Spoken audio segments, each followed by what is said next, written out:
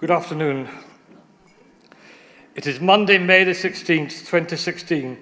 I've been at work all day at a mixed day centre for those with a learning disability and the elderly with dementia.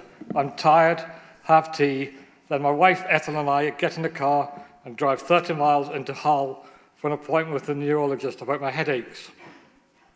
He tells us he is confused because the x-rays are clear. He then produces his test with camels, dates, clocks, and a picture of two infinity symbols looped together.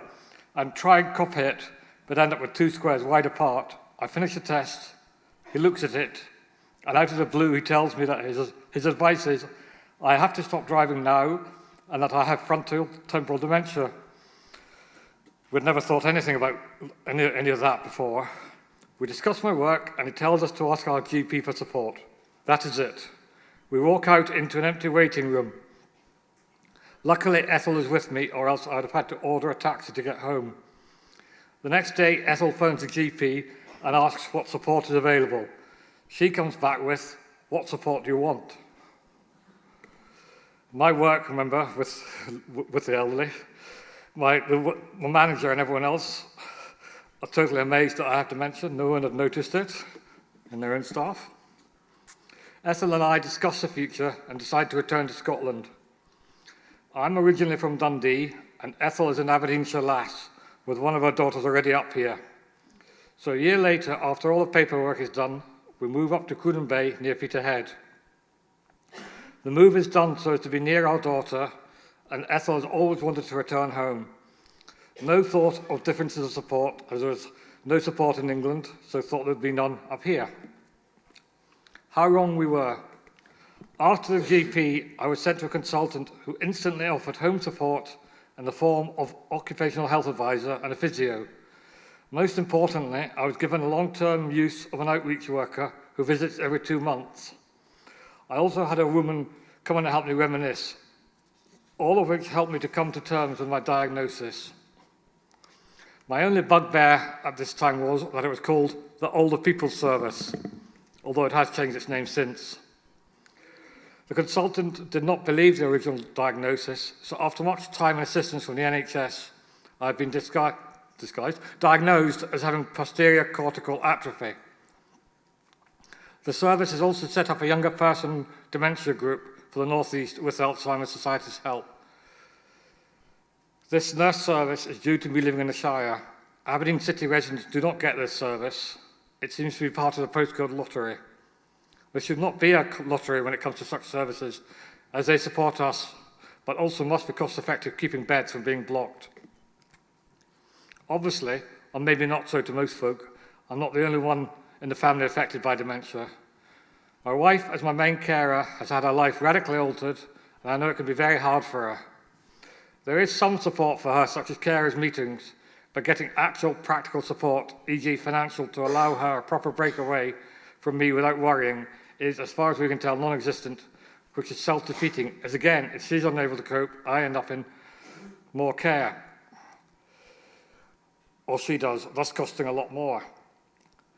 Because I am vocal, have early symptoms, and show different symptoms to others, the council cannot believe my carer requires respite. Much, much more needs to be done in this area, especially as the two of us are pretty vocal and still reasonably tech and life savvy. What about others who are not, for instance? For my sins, I used to work in benefits administration, so I understand claim forms. Horror of horrors, I helped design some. But even I was nearly floored by the forms for working age disability benefits. This shows the important work done by such organisations as the Alzheimer's Society and other linked workers. I am heavily involved in research for people with dementia, such as transport issues and the provision of public disabled toilets. The toilet research especially has been fascinating as they're so deplorable. Being sad, I had a look at the one here in the hotel, and there's some things that could be better, shall we say. And if you think about it, the reception, and most hotel receptions, are very bright and shiny, which is pretty confusing to someone like me. Also, many of you will have come through Aberdeen station to get here. When I last went there, that big sign just merged into one, and there was no way I could find my way to the toilet, or anywhere, actually. There was one negative part of the research. research. I had to go to Dundee and back for a meeting within the same day. This event highlighted my limitations as I was flawed for a while afterwards. This means that I cannot travel far at all for research or pleasure. For this reason, I'm glad that conferences such as this one are held in Aberdeen. More should come up this way. There is also beautiful scenery and the folk are very welcoming. Seriously, when funding is granted, extra money should be allowed so as to include folk from the northeast and points further north. Life Changes Trust shows the way, others should follow.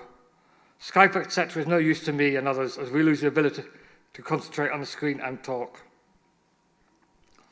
This inability to travel is probably my biggest bugbear regarding dementia, as we used to love to travel, and I still dream about going back to Iceland, the country, not the shop, one last time. I still can't decide whether I regret having dementia. What I do not regret is being diagnosed early. If I hadn't been, I would still have the symptoms without any answers. I see the early diagnosis as a blessing in that I can join the growing band of people who can talk about their experiences with dementia. Consultants can diagnose and prescribe, but they cannot understand what it is like to live with dementia 24/7. We are the experts on this. Society thinks of people with dementia as sitting in a corner. Obviously, dementia does not start there. Now better diagnostic tools are available, there will be more and more people who will be able to add their experiences to assist others. Language is important. We are not sufferers. We have dementia, and every one of us has it different. It is my dementia, and no consultant can tell me what is right to feel or what are the right coping strategies.